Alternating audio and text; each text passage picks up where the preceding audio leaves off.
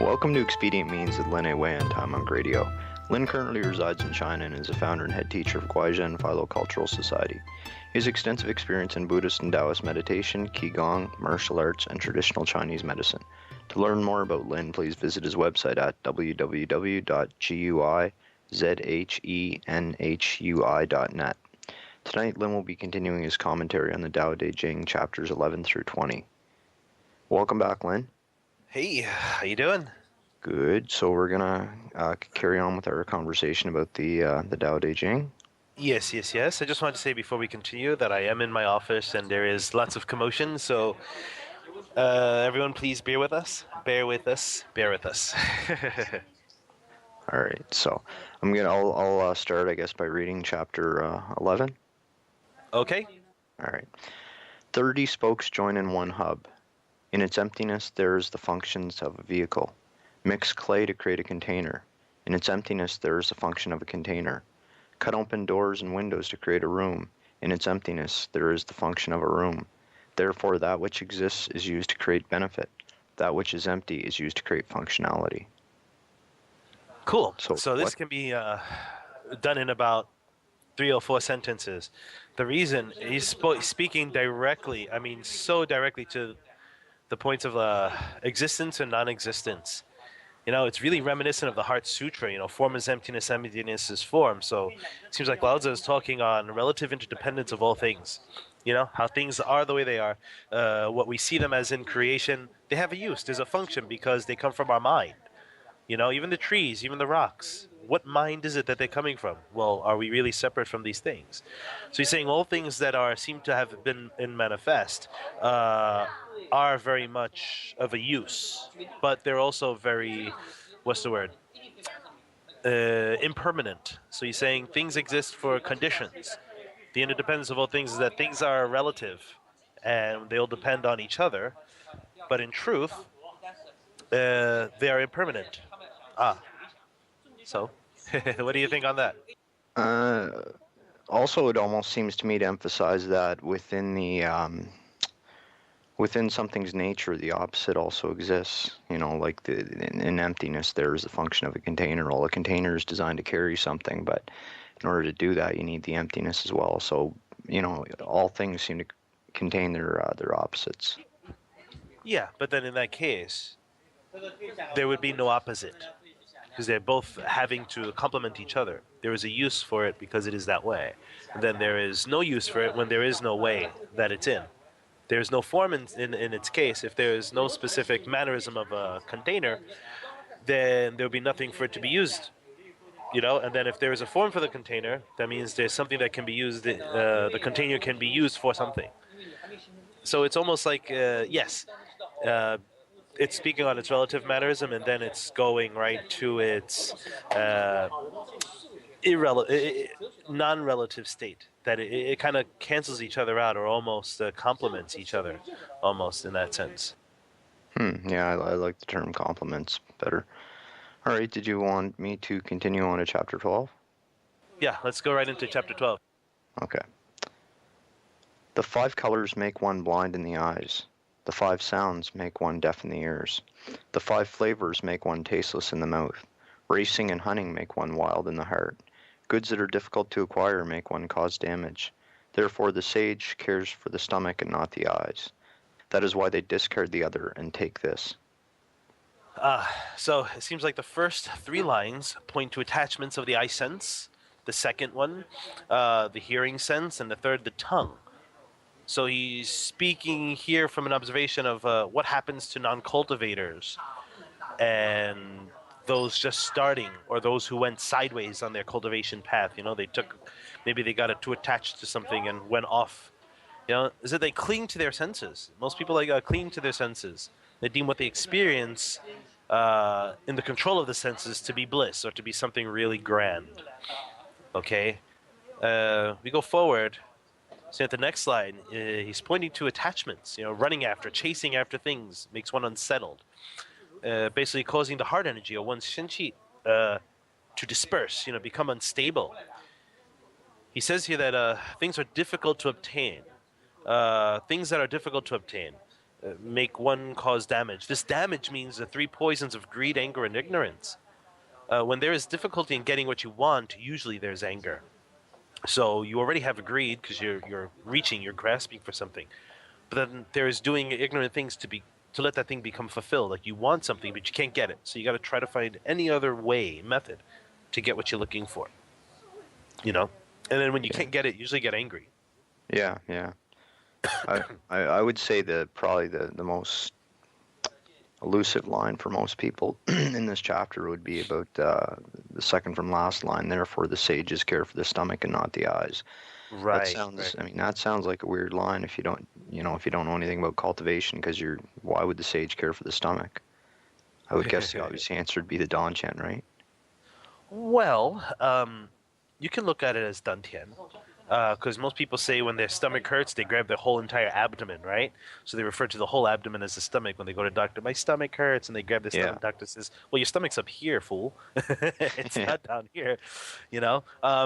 You can be saying in the sense of a cultivation that he's looking towards the dantian or the abdominal area for his cultivation. Also, excuse me. Also, in terms of being taken by attachments and greed, when most people, when non-cultivators or cultivators are just getting their feet wet or whatnot, they find something they like, they usually lose focus and they just go for the branches instead of going to the roots. So their breath isn't cultivated, and therefore they're not even cultivating their abdomen. They're not even cultivating the dantian and breathing. They're just breathing, not even doing cultivated reverse breathing. They're just breathing short or breathing frantically, just for the sake of getting what they're looking for, and they do it ignorantly. You can also say that he's saying that a sage points to that which gets fulfilled. When you eat something, the actual stomach itself feels full, and then here it's just an analogy. Yeah, it's the state of being full from eating, not the empty feeling of being hungry. Saying that which actually becomes stable, that which actually keeps you fulfilled. Then that's what the sage is going for. So if it's caring for the stomach, like you said before with the dantian, that it's going to the dantian because that is a full center of a cultivating energy. Ah, when you can learn how to breathe and practice right, then you will be able to go days without eating, or you wouldn't even, besides that, your desires, you feel less and less desires. You don't want to grasp for things. You kind of feel stable and steady.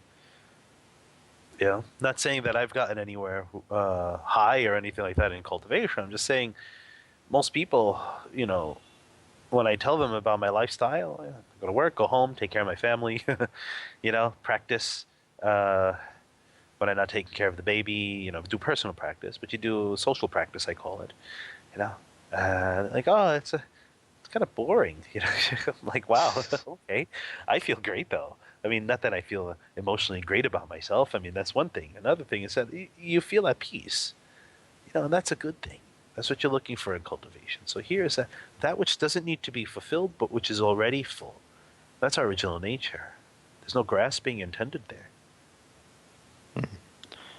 Okay. Did you want me to go on to? Yeah. Okay. Yeah. V can go on. This is a long one. I'll have to take a big breath here. Yep. All right.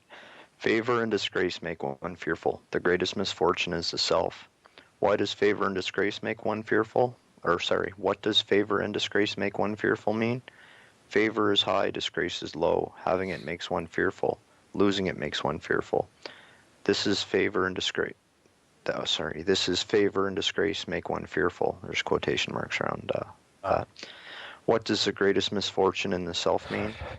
The reason I have great misfortune is that I have the self. If I have no self, what misfortune do I have? Let me continue here.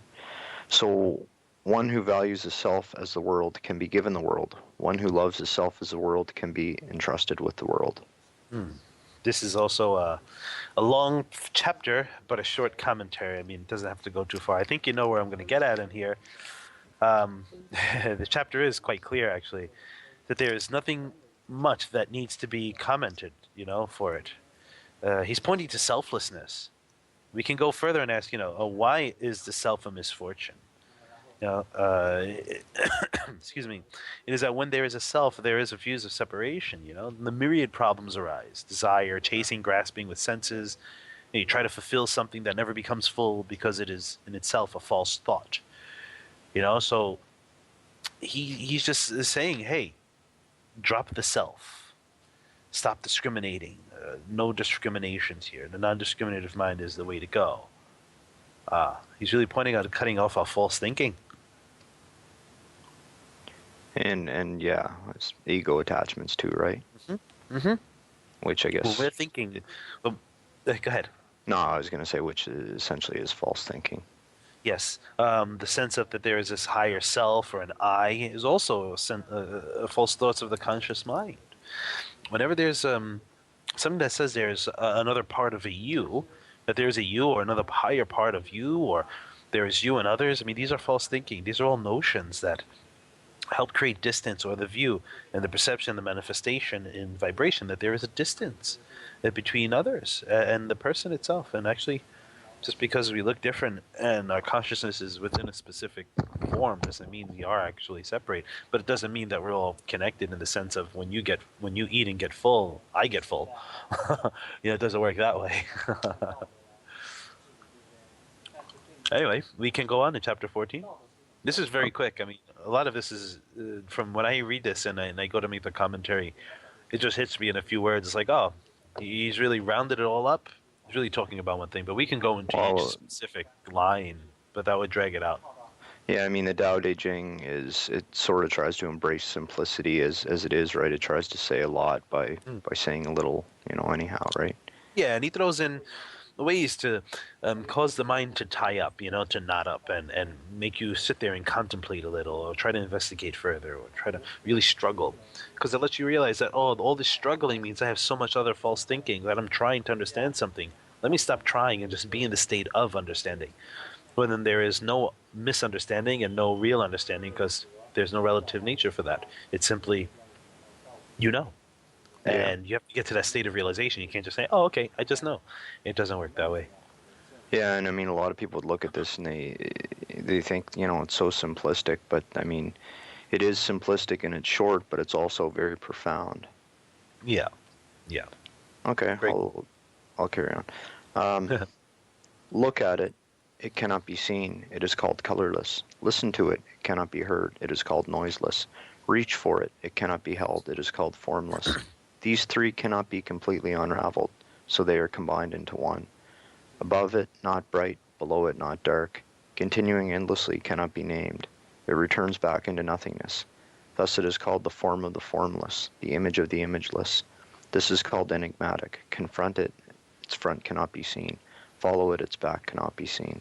Wield the Tao of the ancients to manage the existence of today. One can know the ancient beginning. It is called the Tao axiom. Basically, this whole thing, this whole chapter. I mean, we can just say it's cool. But anyway, that's the end of the commentary. Goodbye, everyone. This whole Profound. specific chapter, yeah, is saying that the original nature is without a face, it's without a color, it's without a noise, etc., etc., etc. There is no direction in which there is, or which there is in itself a head or a tail. There is no beginning, no end. Trying to think of it having a beginning or an end will just make things more trivial. So he means drop the intellectual processes and put down the self. When you go a little further, especially to the end, last four sentences, Yeah, that's what I was just honing in on. What is the way of the ancients? We got to ask ourselves. Well, you can say, what is it? The mannerism of the ancients we're looking at? Is it the manner of cultivation? Is it their basic lifestyle?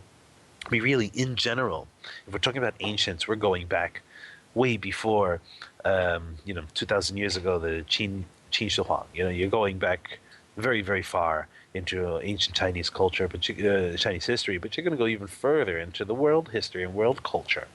The ancients of different areas, different regions of our world. They weren't asses. Excuse my language, but they're not idiots. They're not assholes. They weren't pricks. They were simple. Very humble, selfless. And we're looking at state of non-attachment here. So he's really pointing out, and most people like to say that Tao Te Ching, doesn't have anything to do with being humble. It has nothing to do with virtue and merit. But the name itself, Tao Te Ching, the way of virtue, it speaks Yeah. chapters itself, 81 of them. Yeah, And speaking people that, often forget the day or the Te, right? They just think of the Tao, but yeah, there's they have also no, that virtue. uh, it's either a misinterpretation or a misplacement of what's important. Because Yes, yeah. you can't be a jerk to everybody and expect to know the quote unquote universal secrets. It doesn't work that way. I mean, you can be a good cultivator on the way, and then all of a sudden you just become psychotic, and you have some instance or some ideas of how things work, but you still have poisonous. So in your water of 99% truth, you may have 1% poison, and that still is 1% poison. You know, so yeah, be careful. I mean, you can't go chopping off trees and say I'm one with the universe. you know? Sorry, So it just makes me laugh.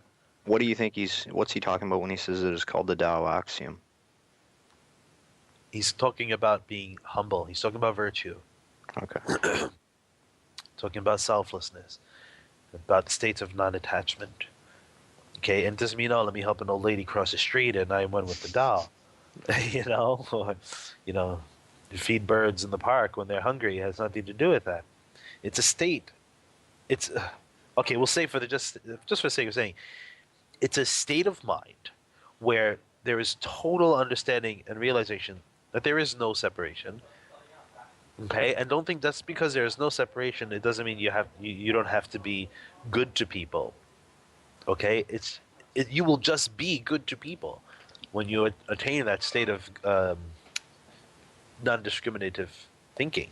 Yeah, it'll just come effortlessly. It will just come effortlessly. You will just be that way, and people turn around and go, "Oh my God, what's wrong with you?" Because they can't understand the state. They'll call you softy. They'll call you stupid, or not in the real world. It's because their quote unquote real world is all about, how they can get for themselves. Yeah. When the actual true real world is how everything nourishes each other. Hmm. Okay. So should we carry on to chapter 15? We shall carry on. All right. The Tao masters of antiquity, subtle wonders through mystery, depths that cannot be discerned, because one cannot discern them. Therefore one is forced to describe the appearance. Hesitant like crossing a wintry river, cautious like fearing four neighbors, solemn like a guest, loose like ice about to melt, genuine like plain wood, open like a valley, opaque like muddy waters. Who can be muddled yet desist, in stillness gradually become clear? Who can be serene yet persist, in motion gradually come alive? One who holds this Tao does not wish to be overfilled, because one is not overfilled, therefore one can preserve and not create anew. What This is is he very talking special. about there? You know what I'm saying? It's like, geez, what was he drinking? What was he smoking? It's very special, though. I really like this one. And I like a few of these. And not saying I hated the rest of them, but I mean, some of them really stand out. And the last sentence really, really, I really want to get to that quickly, but no need to rush. Um, so he's pointing to ending rebirth. In this one, he's just like saying, cut off birth and death. Of course, there's poeticism in the beginning. It's fun to follow. It's this and that and this and that. But if you look at it a bit closely, he's saying end false thinking, which is almost everything he's saying is end false thinking. If you notice all my commentary from number one all up to now, there's always this end false thinking kind of thing on there, or this non-discriminative thinking all in there. I cannot um, press it more. He's really telling you to just chop off your intellect, Mm, bring the light within, and really cultivate your butt off. So he's going to ending false thinking, right? It's not that and not to think too much about figuring things out. As he's really saying, don't try to be trivial about things. One can one cannot figure things out truly. I mean, the way he's putting it in, he's going, let's look at the top here. Depths that cannot be discerned, one because one cannot discern them. Therefore, one is forced to describe the appearance because you're constantly thinking and thinking. You're trying to make a way to explain them, so you'll try to find a way to explain them. But It's like taking a drink of wine and trying to convey to someone else what that wine tastes like. mhm. You can't do it in words. All you can do is come up with, a long list of descriptive Right. terms, but it doesn't really capture the essence of what you experienced. Right, you just got to drink, drink out a bottle, down a bottle, and you remember what it felt like in the morning. Uh, people they try to figure them out. They'll try to describe them, especially trying to describe the original nature. They'll get a little taste, a very small little bit of taste, and try to go for the whole meaning. They're Mm. adding a head on top of a head. They just keep going. The next few lines, from hesitant to opaque, he's saying to be humble. Yeah, he's also talking about cultivating chi. Different stages one goes through in cultivating Why energy. why why does he say cautious, like fearing four neighbors? Is that what is that a metaphor Well, for something? it could be because I don't have the Chinese characters here. But if we did have the Chinese characters, we would have to go into the cultural context of what he's talking about. Is there a cultural context between four neighbors? Is it about four people Four around seasons you? or four directions or Is it four something maybe? seasons? Right, exactly. So we really got to look at that. So even if we just overlook that one line to a degree and not go too much into the explanation, you're not going to miss much. I mean, you're not going to totally get thrown off the path here. So, if people want to say, oh, well, he didn't explain that sentence. Well, I'm not explaining every sentence here either. I'm taking the whole entire gist. And you don't need one sentence in there to throw you all off. But Yeah. one sentence could throw you all off. But basically, this whole portion from hesitant to opaque, it's equivalent to being humble. Equivalent to being humble. It's also about, like we were saying before, cultivating chi. Different states you go through in cultivating energy. The high points, the low points, feeling good, the feeling confused. All these states arise. So you could be pointing out states here too. Um, when it comes to opaque like muddy water, meaning that after all the practice, one may begin to think more false thoughts about their nature. Yeah. Like I said before, they have a little taste, and then all of a sudden they start thinking, "Wow, I really got something here." So they start thinking more, having more notions about what actually is going on in the world. This is a state you go through in practice anyway. I mean, I've gone through this as a teenager, well into my early 20s. With oh well, I got this, oh I got that, and all of a sudden it's like getting slapped in the back of the head with a chandstick or a tree, and then you're like, oh, okay, I didn't get it. It's like you're trying to get Yes. to Jupiter and you get to Mars and go, well, I think I'm okay for now. Wow, everything's great. The universe is wonderful. You get on Jupiter and you're like, holy crap, this place is big. I know I've felt opaque like muddy waters before. Let's go further. He says, being muddled. Who can cease their mind? That's his meaning. You're muddled. Your mind is falsely creating all these crazy thoughts. You can't stop your mind at that. In stillness, how can you become clear if you have a muddled mind? False thinking, how can you become serene? And in motion, how can there be any excitement in the eyes, spirit, which shines out? We talk about in martial arts, when you practice these certain martial arts, don't let your eyes look like you just woke up.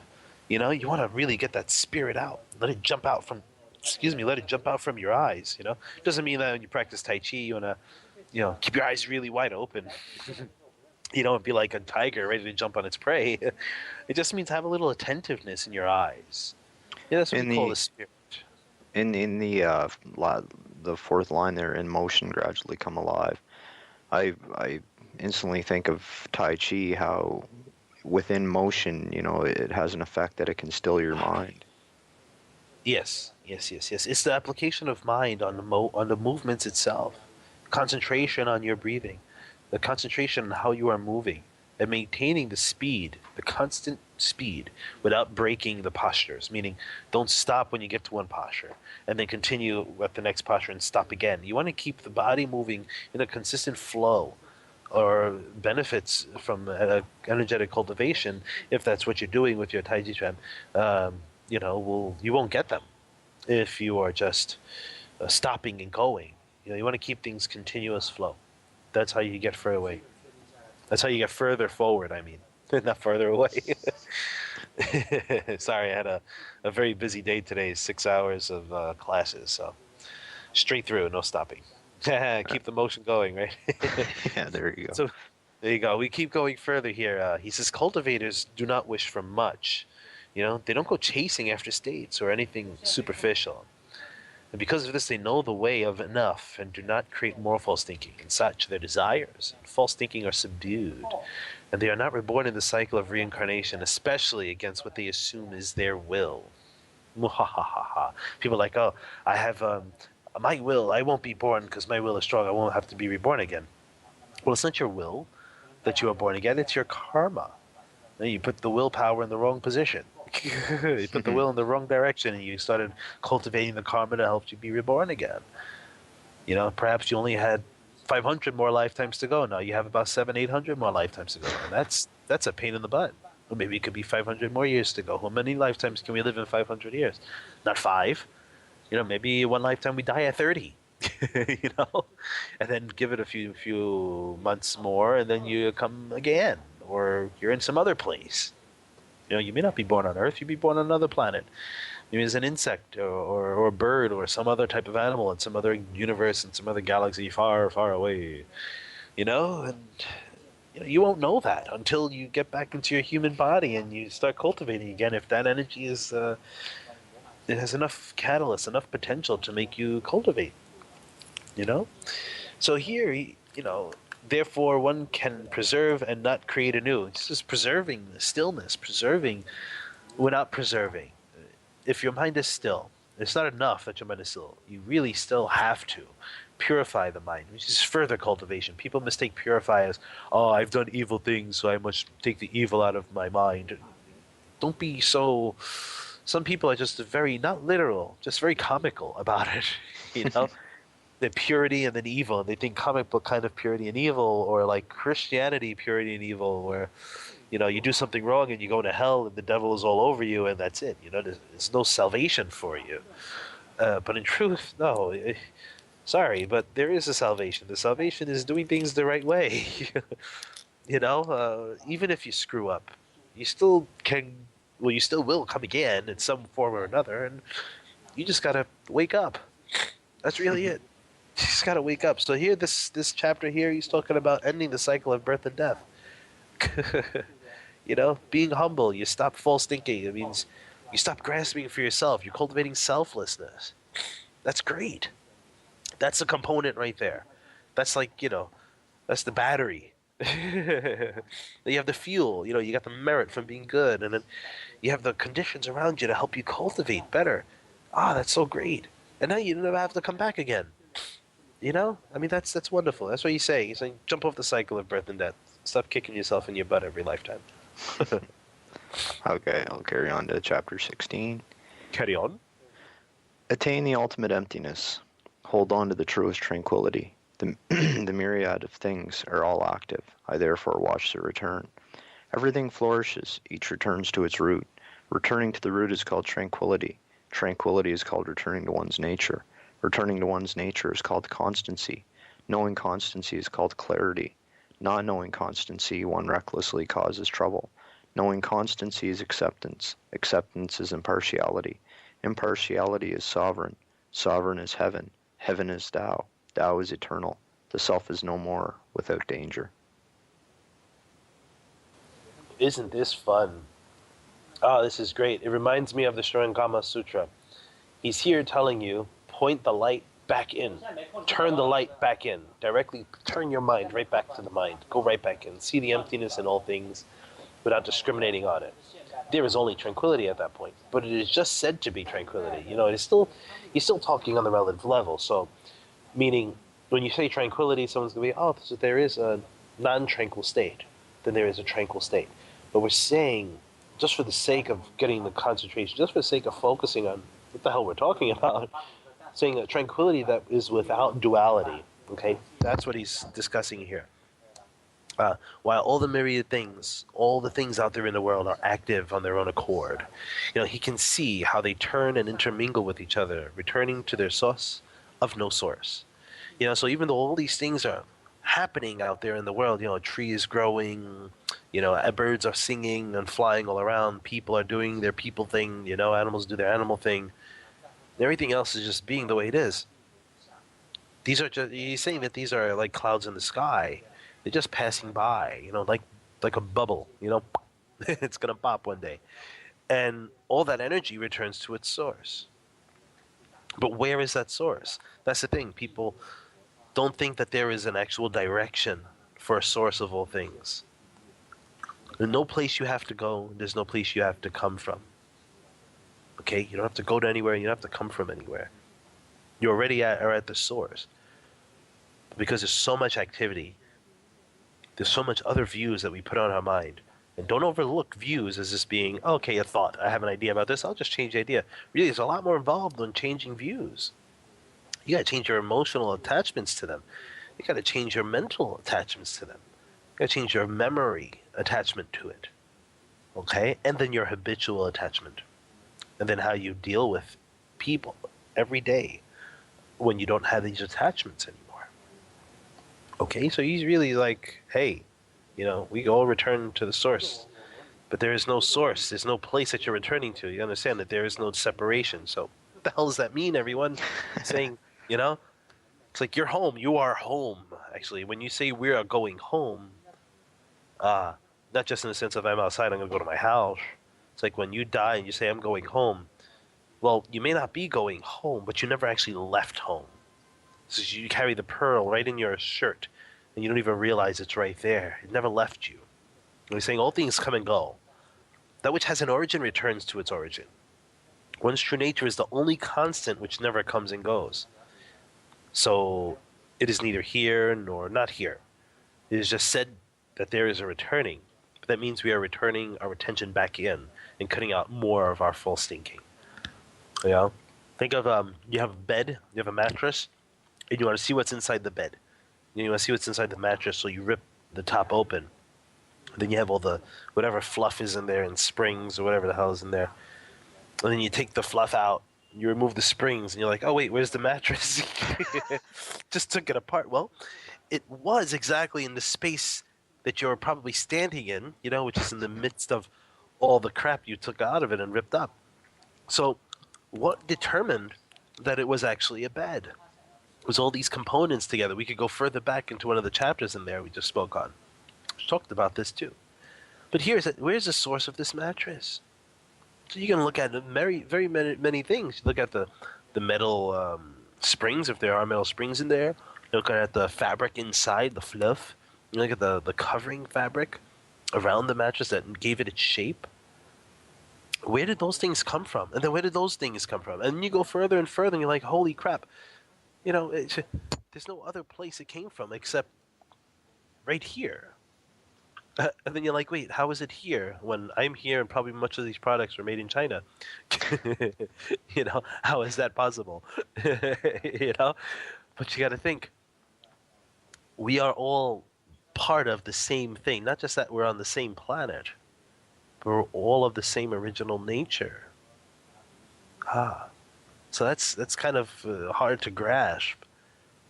So just think of it this way. We're all breathing the same air. We all drink the same water. That's pretty much that.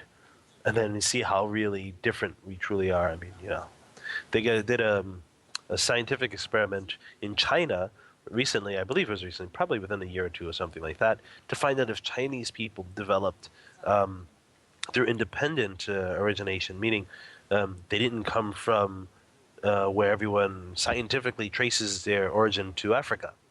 So they wanted to prove whether or not it was true for them. Yeah.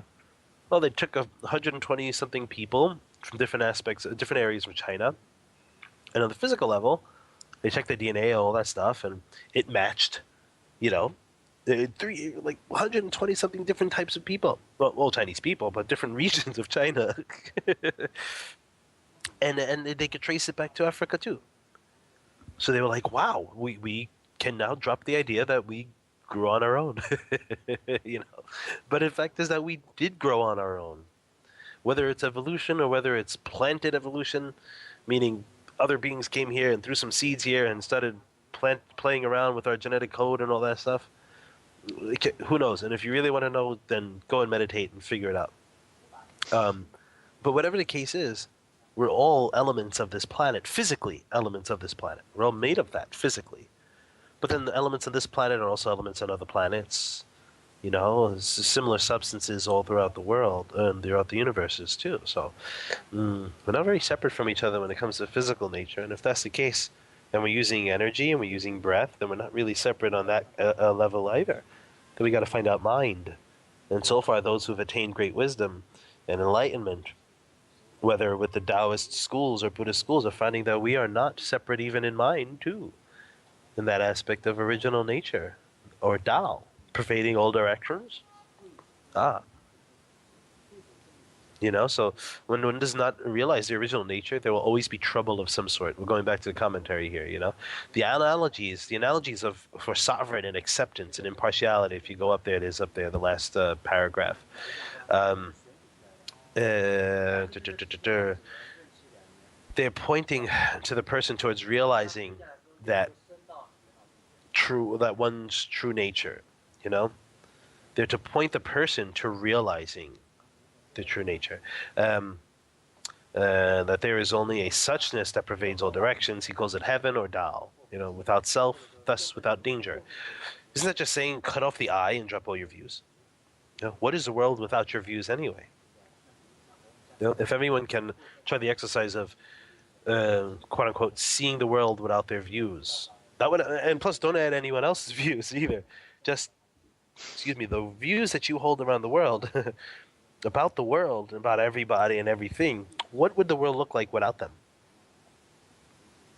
You know, we can really go into that. So he's saying cut off the eye, basically. You know, stop more of this discriminating thinking. We go on to the same thing again. Just he does it very colorful. Shall we move on? Yeah, okay. All right. This one's pretty short. It's not as poetic as a lot of the other translations, but I'll carry on. Yeah. The highest rulers, people do not know they have them.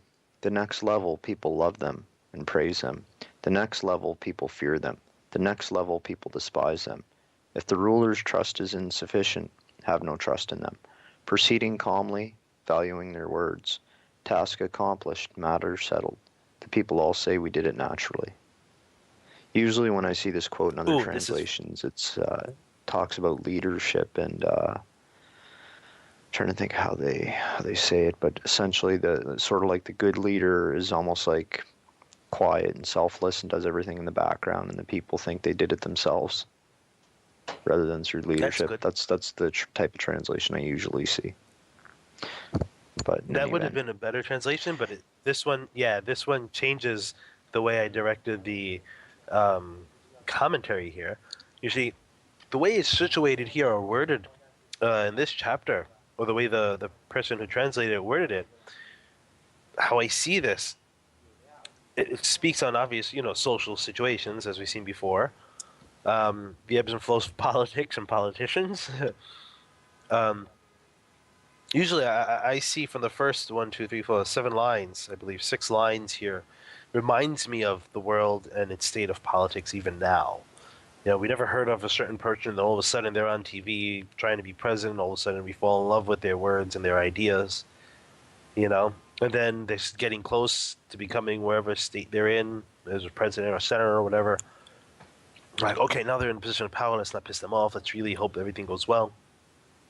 And then we hate our politicians. It's like almost, he gave out a perfect formula here.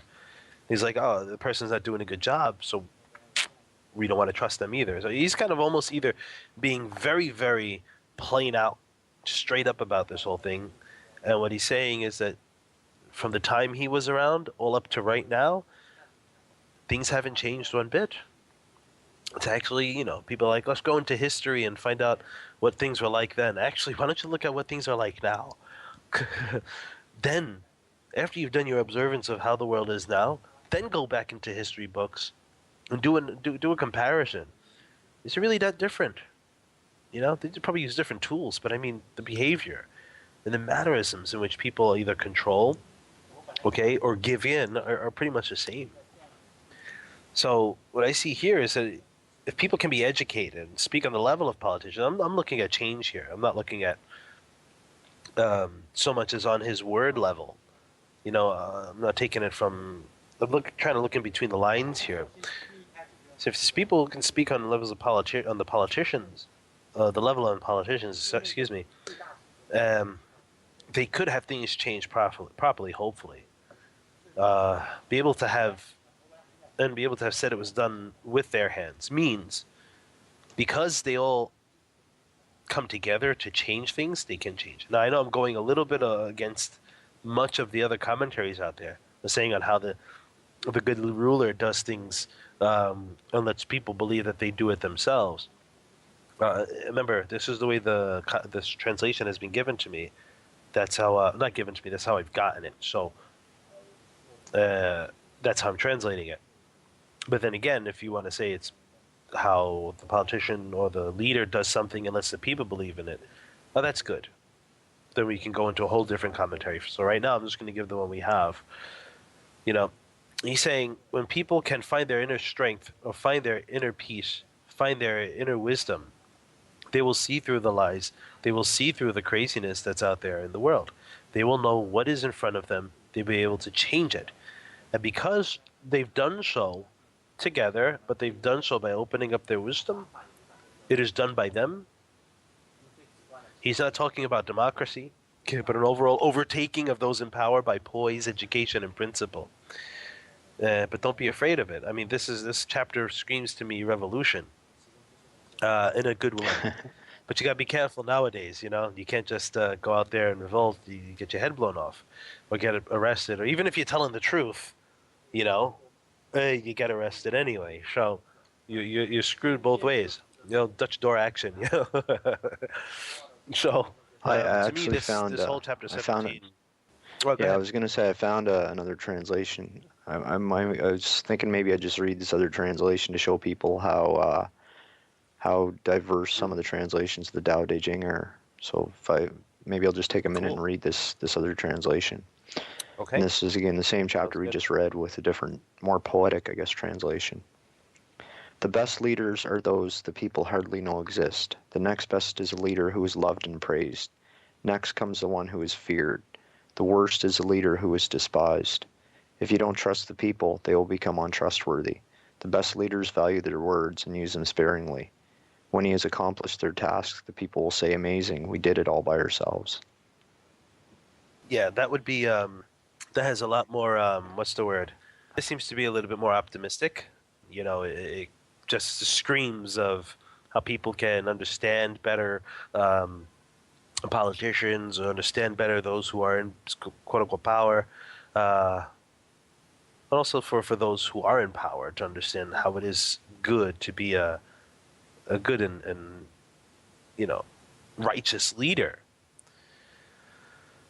But you know, you get translations here and there, and whichever ones you like are the ones you're going to get. If you really want to get down to it, learn Chinese and read it. Read it in Chinese. It's the best way I can tell everyone. So, whatever commentaries we're giving you, it's based on the translations that are out there, and you can bring as many translations as you want to me to email, and I'll be glad to give a commentary on that too. Okay, which one is right? Well, the one that doesn't create more false thinking. That would be good too. Okay, so maybe we can continue on to chapter 18. Okay. The great Tao fades away. There is benevolence and justice. Intelligence comes forth. There is great deception. The six relations are not The six relations are not harmonious. There is filial piety and kind affection. The country is confused chaos. There are loyal ministers. That's it. That's interesting. Very short. Mm. And very straight to the point. I mean, when there's no discrimination on what is and isn't the original nature, the dualistic thinking of it being what it is disappears. Thus, there is harmony. Because you're not sitting there thinking, oh, it's this. No, it's that. You're just putting it all down. Once false thinking emerges, there can only be more false thinking. Think of when you're sitting in meditation and all of a sudden you find yourself at peace, there's no thinking, nothing, and all of a sudden you go, holy shit, I'm not thinking. Ah.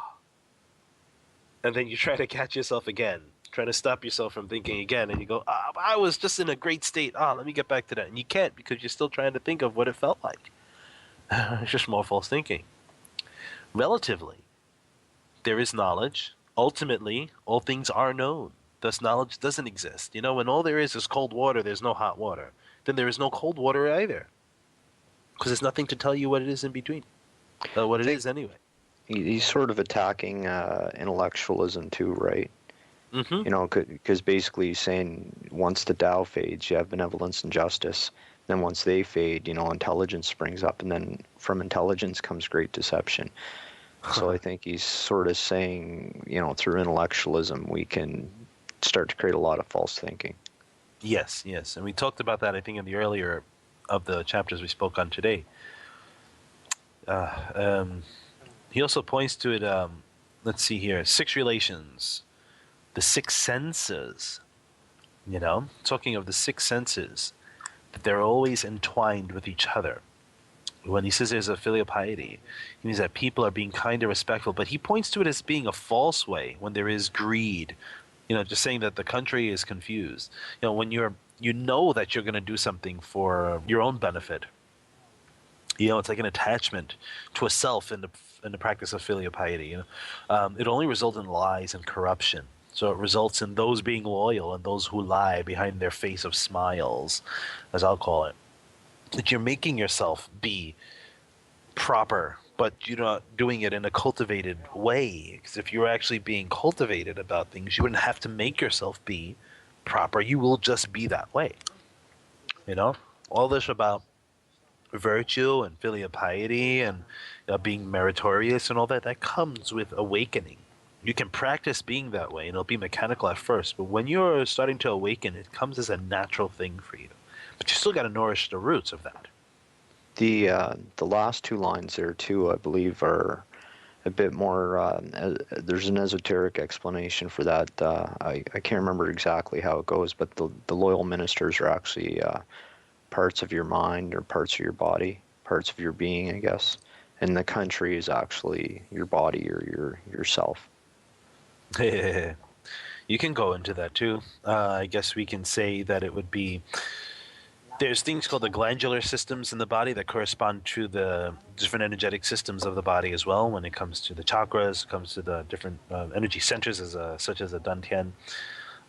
They work in conjunction along with the brain, and the spine, and the sacrum, and the heart center, and whatnot. Work all in conjunction with each other to create a balanced, harmonious state for the body to be in peace or good cultivation. When one of those things are off, a lot of things become off. So, off meaning not cultivating well, off balance, quote unquote. Also, it can go to stating that there's, we call them the three worms. I forgot much about this. I haven't really looked back at this in a long time. Huh? I think they're essentially like desires, right? Like lust. I can't remember Yeah, the other something one. like that. But in cultivation, when you get to a certain state in cultivation, you may be able to pull them out, or they'll just disintegrate altogether. There's stories of some being able to pull out worms right out of their belly. Not that they stuck their hand in the belly and pulled it out, but spiritually cleaning yourself by energetically removing this worm out. Also, at the back of your head, what they call the mouth of God area, there's a worm up there that goes up to the heavens, as said in cultivation, Taoist cultivation or so, and reports to the heavens what you've been doing for this month. So it's like you don't want to get them out just for the sake of them, so they don't do these things. But you want to get them out because you have the ability of cultivation to remain virtuous. You actually are just this way, so it's not necessary anymore to have these things in you. We can go to all these types of analogies if we want to go into that area, which will take us a little bit further along in our time frame. Yeah, I think one of the other. I'm just trying to find them here. I'm pretty sure one of the worms is lust, and then another one is, I think, even a grain worm or something. Something to do with some of the Taoists, I think, stop eating rice at a certain point or something. Yeah, even my Taoist teacher said that there's certain grains that people refrain from in Taoist cultivation. Certain types of grains, certain types of rices, certain types of whatnots, as a left home cultivator. Yeah, I guess it's sort of a segue into a whole other topic. Yep. Let's All move right, well, on. Chapter 19. let's carry on to 19. All right, let me get it ready here. And sagacity, abandon knowledge, the people benefit 100 times. And benevolence, abandon righteousness, the people return to piety and charity. And cunning, discard profit, bandits and thieves no longer exist. These three things are superficial and insufficient, thus this teaching has its place. Show plainness, hold simplicity, reduce selfishness, decrease desires. Cool. He's saying that when puts an end to their ambitions and ideas, the people benefit. For it's because when uh, things are grand, most people seek for more. Someone else has to lose out. You know, there was this story I read. I forgot where it was actually. If it was on Facebook or something, someone put it in a nice little picture. Was it someone did an experiment and took a whole bunch of kids. I don't remember what country they were in, and put a whole bunch of fruit near a tree. And so the first one gets to have all the fruit. So they were all going to race, and all the kids grabbed their hands together and ran together to the tree so everyone can eat the fruit. And the guy was like, "Well, why'd you do that for? You know, one of you could have all the fruit for yourself." I was, "Well, why would I do that? We all go together, then we're all first. Then we all get to eat." Yeah, that's a cool story. It is a cool story. It was just awesome story. Yeah, so you're ending ambitions, ideas, then the people benefit. It's just that when you don't do things for your own greedy self, everyone else is going to benefit along with you. That's why there's practices of transferring merit and virtue. And that way it's like saying, okay, I'm going to take everything I just developed, everything I just cultivated and give it to everybody. Not even know them, I'm going to give it to them. But that giving also has it returned to you instantaneously. It's like you never even gave it out because your whole entire concentration is for the benefit of people. And you are with a person also, you are with a human body too. It's the creation of the mind that you're with, so that is thus you benefiting as well. I guess And one of the topics, or sorry, one of the lines a lot of people are going to have problems with, or I know have had problems with, is the line abandon knowledge. You know, because in our society we think knowledge and intellect is the highest thing, right? Like the more we know, the better off we are. And this seems to counter that. Yeah, I mean, there's a story that goes, there's this really rich guy, I think he's a university teacher, he gets on a little boat, tells the guy to, get him across the river, wherever they were. And he starts talking to the boatman. He's saying to the boat guy, "Hey, did you ever go to school?" He's like, "No." He goes, "You just wasted your life. You go to school. I have so much money. I don't have to do all that hard work. I teach, I'm so smart. I'm so intelligent, all that stuff." And he sees this young man, no, not too young. I mean, he must be in his 30s, 40s or so. Well, the story goes, along the way, the boat guy turns around to the intellectual, turns around to this guy and says, "In all your time, in all your years, since you're you're much older now, did you ever learn how to swim?" He says, "Why no? Why would I do that?" He goes, "Well, because, our boats, we're going to drown. I know how to swim, but all your knowledge can't save you." Basically. So all this stuff this guy studied for his whole life, all the wonderful supposed things that he knows, can't even save his own life. When this guy didn't study a damn day in his life and he knows how to swim. Well, it just goes to say that we can learn, but it doesn't mean that that is exactly what will be the best way for us. You study, you learn your stuff about the world is one thing, but you can't just do one study. You do inner study. Study of your mind. Investigate the mind. That's where true knowledge comes out. True wisdom comes out. There's worldly knowledge, worldly wisdom. Then there's inherent wisdom, which is amazingly everywhere.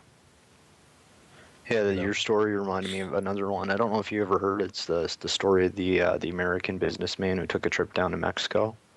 Nope. Please go on. I'll read it. It'll take me a couple minutes. I'll read it, but I think it'll contribute to the discussion. An American businessman was standing at the pier of a small coastal Mexican village when a small boat with just one fisherman docked. Inside the small boat were several large yellowfin tuna. The American complimented the Mexican on the quality of his fish. "How long did it take you to catch them?" the American said. "Only a little while," the Mexican replied. "Why don't you stay out longer and catch more fish?" the American asked. "I have enough to support my family's immediate needs," the Mexican said. "But," the American said, "what do you do with the rest of your time?" The Mexican fisherman said, Well, I sleep late, I fish a little, I play with my children, take a siesta with my wife, stroll along the village each evening where I sip wine and play guitar with my friends. I have a full and busy life, Senor, the American said. I have a Harvard MBA and I could help you. You could spend more time fishing. With the proceeds, you could buy a bigger boat, and with the proceeds from the bigger boat, you could buy several boats. Eventually, you'd have a whole fleet of fishing boats. Instead of selling your catch to a middleman, you'd sell directly to the consumers and eventually opening your own factory. You would control the product processing and distribution. You'd then need to leave the small coastal village and move to Mexico City, then LA, and eventually New York, where you will run your expanding empire. Mexican fisherman said, Senor, but how long will this take? To which the American replied, 15 to 20 years. But then what, Senor? The American laughed and said, that's the best part. When the time is right, you would announce an initial public offering and sell your company stock to the public and become very rich. You'd make millions. Millions, Senor, then what? The American said slowly. Then you would retire, move to a small coastal fishing village where you'd sleep late, fish a little, play with your kids, take a siesta with your wife, stroll in the village so in the hilarious. evenings where you can sip wine and play guitar with your friends. I just love that story. That's so funny. But it goes to the point of, desire, right? Like these desires are just false. Yeah. Because basically you can do exactly what you're doing now, and you can have all the ambition you want just to get, you chase your ambition just to get back to where you are again. Most people's like, my father, he always used to tell me that I live the life of someone who's retired already, I said, but hey, I truthfully enjoy my job. I have a very relaxing job, and it took me a long time I busted my butt to get where I'm at for that. I mean, I didn't take some lax time in my teens, but I did enjoy my teens and have fun with friends too. But I mean, all throughout my young 8 years old, all the way in my teens, all up to my 20s and stuff, I was really forcing and taking and eating the dirt and eating the mud to get where I'm at. And am I at anywhere high? No. I mean, this can change in an instant too. Everything is impermanent, so this can change tomorrow. But I don't need anything more. I mean, it's fine. Everything is good. You get where you get what you get because you're busting your butt to get it. But you realize that you're not going anywhere further outside of your own ability. You work according to your ability, and then if you want stronger ability, you just do something that helps you understand or helps you get better skills to go a little further. Then you'll have to invest some time, further time away from what you're doing. So I teach. I focus to be a teacher since I'm 11.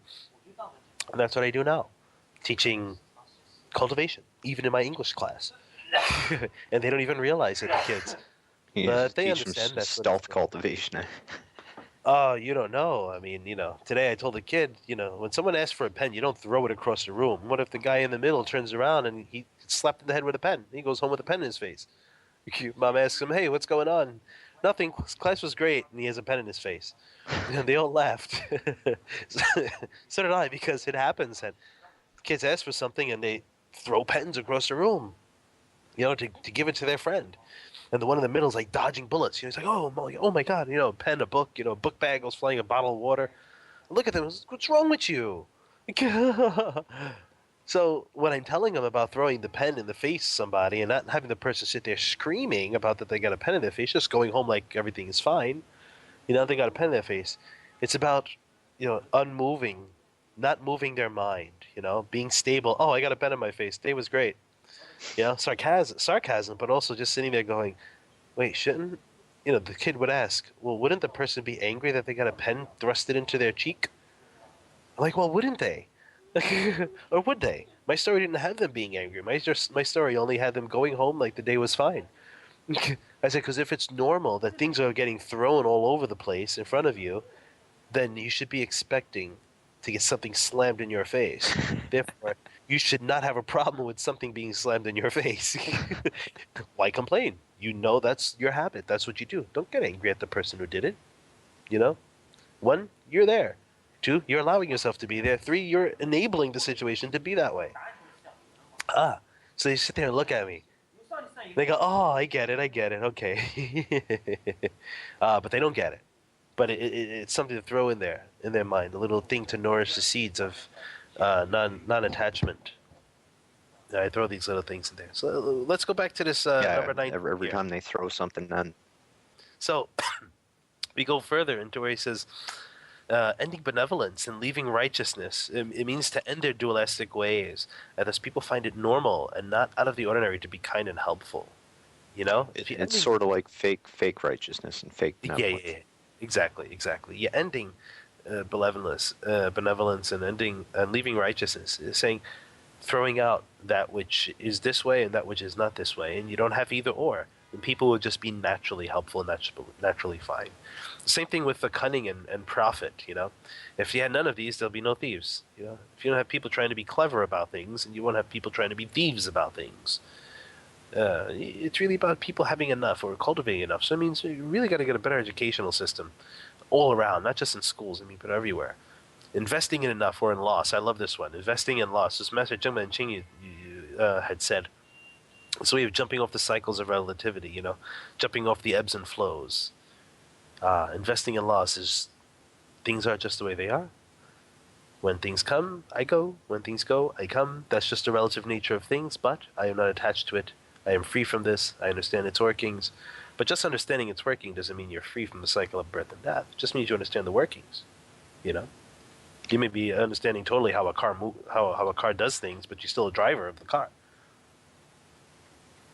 Yeah, the Tao Te Ching. Your comment about investing in loss reminded me of another verse. I think we might have already touched upon it earlier, but it was essentially that the Tao is. Most people think that life is, it's supposed to be daily accumulation, but the Tao is daily getting rid of things, right?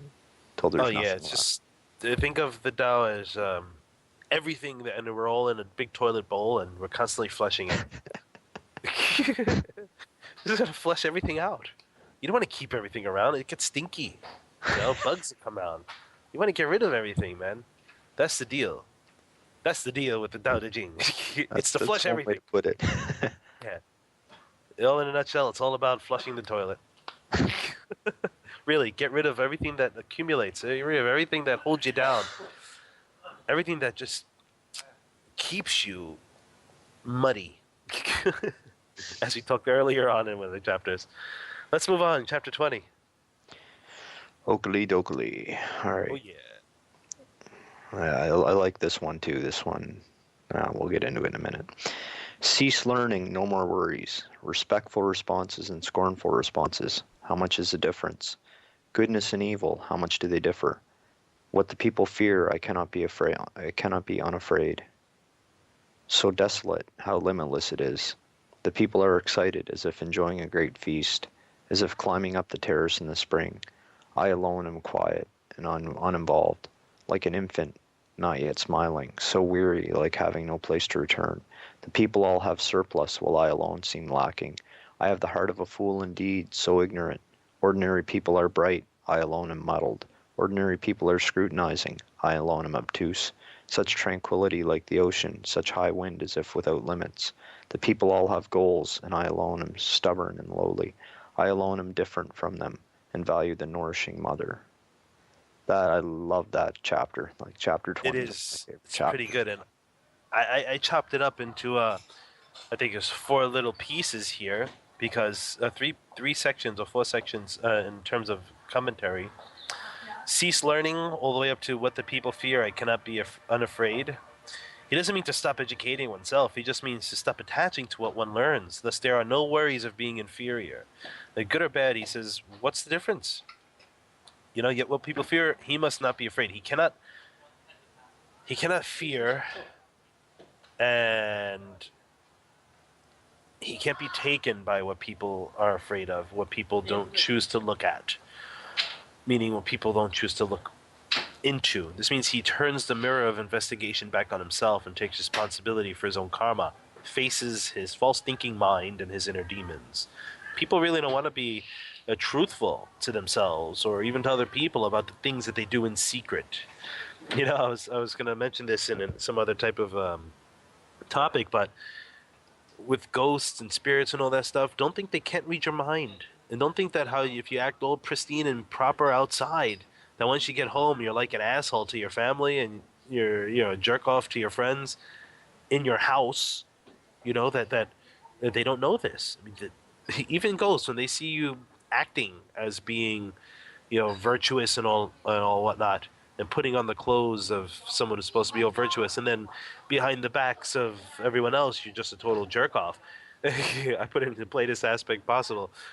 Don't think they're not going to take some retribution on you. They're not going to go after you. They do that.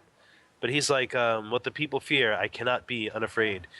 He has to be like people too, because he doesn't want to be too special with, too standoutish. When people say, "Oh, this guy is some amazing, wonderful person," but he still can't be afraid of those things either.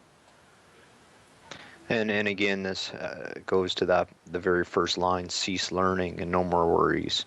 Again, this is another one that a lot of people would take issue with because they see learning, or it's almost like, again, I think it might be like an academic type learning or an over intellectual type learning. Yeah, it's just over analytical. You have intellectual learning, but then you got people who attach to it so much that it's just like they stand by it with their life, that they know everything, and that's just the way it is. It's almost like you think of philosophers sitting there debating and philosophizing endlessly. You know how many angels can dance on the head of a pin, right? It's just they're just too attached to their thinking mind, right? Yeah. I mean, I'll have someone come to me and say, "Well, I like the other. This I have a different commentary on the Jing," and start trying to debate me. I say, "Don't debate me. Just bring it. Bring what you got, and let's analyze it together. Let's look at it together, and let's accept it together." The hell is all this about debating people and believing one way is better? I mean, I can say one sentence here in 500 different ways. I'm exaggerating, probably about 25 different ways. Just for the sake of saying, you could say something, one sentence, and explain it so many different ways, whichever way clicks, as long as the specific meaning is exactly pointing to the non-discriminative mind. It doesn't matter how you're saying it. It's still going to benefit people. Yeah. Here, let's go where it says, so desolate how limitless it is, all the way up to such high wind as if without limits. It says here that ordinary people, or non-cultivators, we'll say, are full of so many things. Their mind is so flippant with all these false thinking. But he himself is as empty as the night sky. He's saying he is such a fool. It means he is not full of false thinking. Thus, it seems ignorant. People who think a lot are deemed to be smarter. Oh, he must be thinking. He must be very important. He looks busy in his mind. He must have something on his mind. He must be of importance, or something he's doing must be important. So people look up to you in a way because you have some type of manners, and this is your thinking. He says he's like a child, a being that he doesn't fall victim to the contents of people's insinuations, etc., etc., etc. What people insinuate how things should be. He's like a child because he doesn't sit there acting in the context of how other people act, thinking in the context of how other people think. Falling victim to in the context of how other people fall victim to their own specific thinking. And lastly, the people all have goals, and I alone am stubborn and lowly. I alone am different from them and value the nourishing mother. We could take this in a few different things. Well, we can look at it as a cultivation aspect. We look at it as a cultivation aspect of the mind. In any case, you're doing it as in the mind anyway when you're cultivating your energy. But we can go into another conversation with that later. Excuse me. His last phrase doesn't mean that he praises his differentiating of ordinary people, but he states how he acknowledges the source of all things, its original nature. Calling it the mother, he has nothing else, not even a thought that it exists. Okay, it's other people, they go out of their senses, chase after this thing that looks good, chase after this flavor that tastes good, the scent that smells good, go through their senses, and they run amok on the world with their senses, and they waste their life. But he is like, no, it's okay, I'm not really into that stuff. I'm gonna sit here on my rock and take in the sights. Basically, keeping his energy full, not creating any outflows, not creating any types of karma that should cause him any more problems later in the future. This is want to get too involved in things, because there's no real true need to get too involved in things. Yeah, for some reason it always conjures up in my mind, like an image of stillness, almost like there's storms swirling all around, but yet you've got Lao Tzu sitting there meditating peacefully, you know, undisturbed, unmoved, while all this chaos is swirling around, and that's just always what bubbles up as an image in my mind. Yeah, then that brings up to mind picture of people like meditating in the rain. Yeah, And they're yeah, like, "Hey, look at me! I'm meditating in the rain." I'm like, "No, fool!" I mean, I've done that too. Yeah, like, "Oh, I'm meditating in the rain. This is so cool." But then I realized, no, I'm a fool.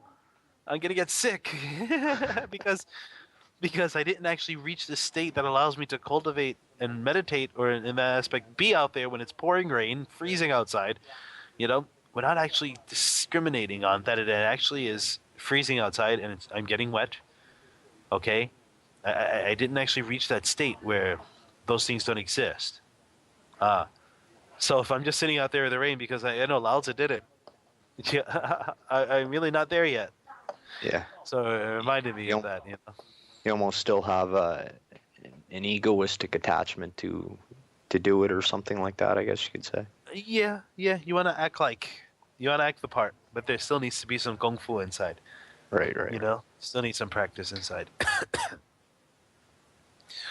Whew, that was fun. That's it? No more? No more That's commentary? No, that was a short one. Okay. Yeah, there's a lot of flowery language packed in there, but like, again, Yes, it's we can mostly get just right to going to it. the same idea, right? Yes. Okay, well let's call that a wrap for today, and we'll continue on with the Sounds Tao Te good. Ching in the weeks to come. Yes. And I want to thank everybody for listening to Expedient Means of Linne Wei on Time Monk Radio, and please be sure to join us next week as we discuss the Eightfold Path. And I will quote again from the Tao Te Ching: "The sage does not accumulate. The more he assists others, the more he possesses. The more he gives to others, the more he gains."